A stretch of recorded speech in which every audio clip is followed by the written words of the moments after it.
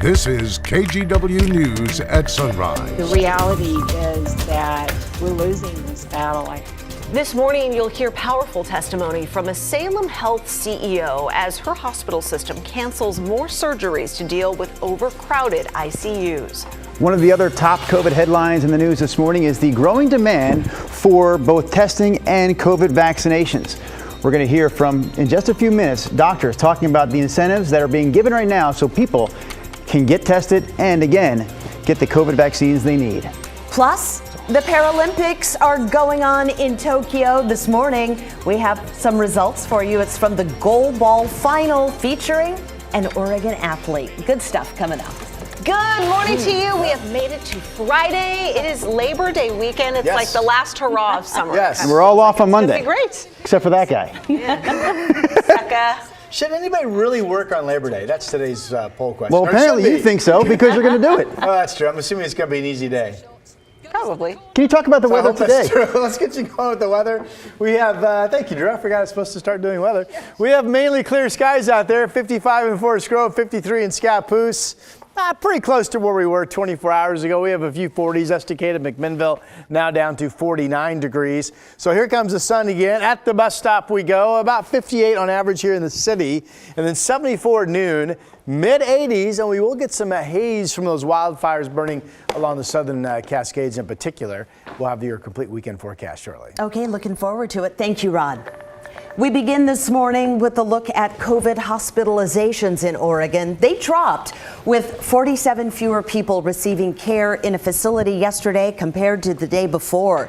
In all, there are just over 1,100 people in the hospital, and 308 of them are in the ICU. Well, right now, our area is seeing increased demand for both COVID testing and the vaccine. Yeah, and as Catherine Cook explains this morning, local organizations are trying to make getting vaccinated and getting tested as convenient as possible. In Astoria, people signed up for a different kind of mobile vaccination clinic. We're offering free urgent dental care to those in need as well as vaccinations. So it's kind of a unique little program, but if it gets people out to consider vaccinations, we want to do that. Cindy Briel with Medical Teams International is Executive Director of U.S. Programs. The nonprofit is hosting a series of coastal vaccine clinics sponsored by Kaiser Permanente Northwest. They'll be in Seaside Friday. Right now in Clatsop County, 61% of the total population is vaccinated, compared to 68% in Multnomah County. It's one reason they're reaching out. Just the lack of services that are there for people. And so you could even call some of the town's healthcare deserts because there's just not enough care there. In Gresham, the county hosted a vaccine clinic that also brought holdouts. Well, because they were offering the free gift cards and stuff, it's an incentive. So. We can't take you inside, but the lines stretched out the door. Incentives or not, many vaccine holdouts are having a change of heart or feeling obligated due to mandates. Demand for COVID-19 testing is also growing. In response, OHSU Health will open a medium-sized drive-through testing site at the Portland Expo Center next week. Testing will be free, but by appointment only. There's still a need for testing. Briel says Medical Teams International will also make testing available at select vaccination sites. She hopes those still on the fence about getting the shot will recognize what's happening soon. We're displacing other people who need care because of the amount of COVID in our hospitals, that's concerning. Catherine Cook, KGW News. COVID concerns are also a big part of kids and teachers going back to school this week. We've heard from some local teachers who are absolutely worried about having so many kids back together again for in-person learning. In fact, one teacher sent us this photo taken at a Portland Public High School. It was taken between periods. You see all the kids there packed together.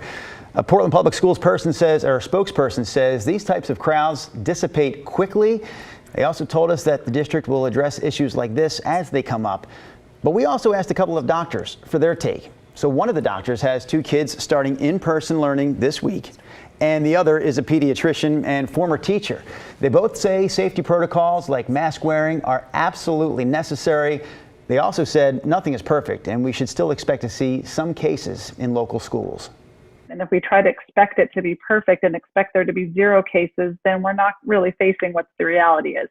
Just this week, the number of pediatric cases is up 9% compared to last week. In other areas of the country that have schools starting earlier than us, there are tens of thousands of kids who are quarantined.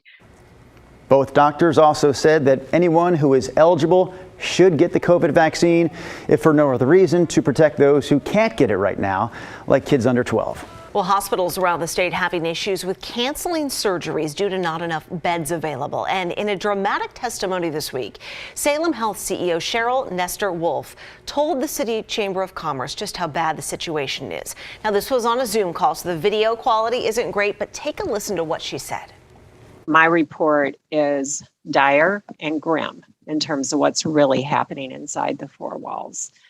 So today I have 21 COVID positive patients in my 30-bed ICU, 21. 16 of them are on ventilators, 16. We've never seen anything like this. We didn't see this at the beginning of the pandemic. The Delta variant is a horse of a different color from where we started. And I will tell you quite factually, and that those 16 are not going to make it. When you see a young mother who's unvaccinated, who's pregnant, and you do a C-section on the young mother to save the baby, and we know the mother's not going to make it. That's the reality of what's happening right now. And I'm not going to sugarcoat this for you.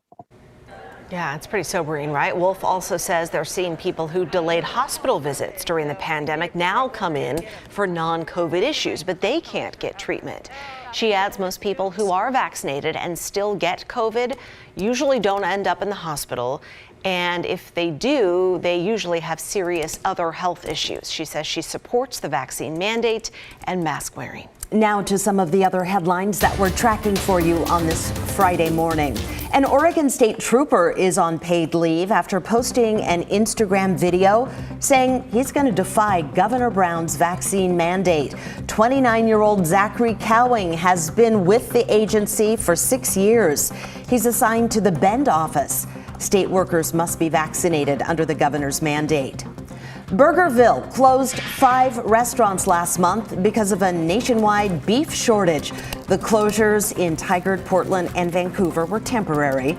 The Oregonian reporting they all reopened except the restaurant on Southwest Shoals Ferry Road. And there's one other thing customers should know. All Burgerville locations have cut their operating hours by 2 hours a day. The owner of a local thrift shop is raising money for the sushi restaurant next door after somebody broke in 2 days ago. Thieves hit Sushi Mazi on Southeast Division. They completely shattered the front door when they broke in. They really didn't take much, just sake and beer, but they did thousands of dollars in damage. That's when Bree Melanson stepped up. She owns the thrift shop next door. She started a GoFundMe to help pay for repairs. It's making the choice to help another person rather than just keep getting stuck in your own things. Like, ultimately, it's positive for everyone if you help another person out. She's so awesome. Yes, she is. Bree is hoping to raise at least $2,500. If you'd like to donate, we have a link in this story on KGW.com. And those are your Friday morning headlines. Well, this is what's left after a brush fire moved through property in the Beaver Creek area yesterday. Clackamas Fire says it happened off South Ridge Road around 1:30. When firefighters got there, it had already burned over 3 acres. Crews quickly got it contained, saving 2 buildings, one that had some livestock inside. Thankfully, no one was hurt. Investigators later determined it started in an unattended burn pile. It is a good reminder heading into the holiday weekend of fire danger. Yeah, you're absolutely right. Clackamas Fire actually gave us some ways that people can reduce the chances of starting a fire. So for starters, when it comes to recreational fires like campfires, we should all use extreme caution, right? And that includes keeping them only about 3 feet wide, 2 feet tall. We should also only use burn, cut firewood. You shouldn't use trash. You shouldn't use yard debris. Again, keep those fires using cut firewood only. And keep your fires at least 25 feet from any structures. You should also keep a hose nearby, they said. Keep that in mind as well. You're also reminded, one final thing here, to check local laws for any possible burn bans that might be in place. Do you have it all down, Rod Hill? I'm laughing because I thought for some reason when I read that graphic, it said keep a horse nearby. And then I heard you say horse. If you need a speedy getaway and the car is not readily available, the horse would work, Rod. And clearly this is a serious topic, but it was kind But you of made it funny not when serious. I thought you said horse. Okay. Or I read horse. All right, moving on, ladies and gentlemen. We have a front offshore. It looks like it's closed. It's going to kind of sit here and then weaken and pass to our north, but it will bring clouds our way to some of us Saturday night into Sunday morning. This is Futurecast at 5 a.m. And with that front passage, notice it does bring a chance of some light rain from about Tillamook up to the north, maybe a trace of rain up in Longview. Again, this would be Sunday morning.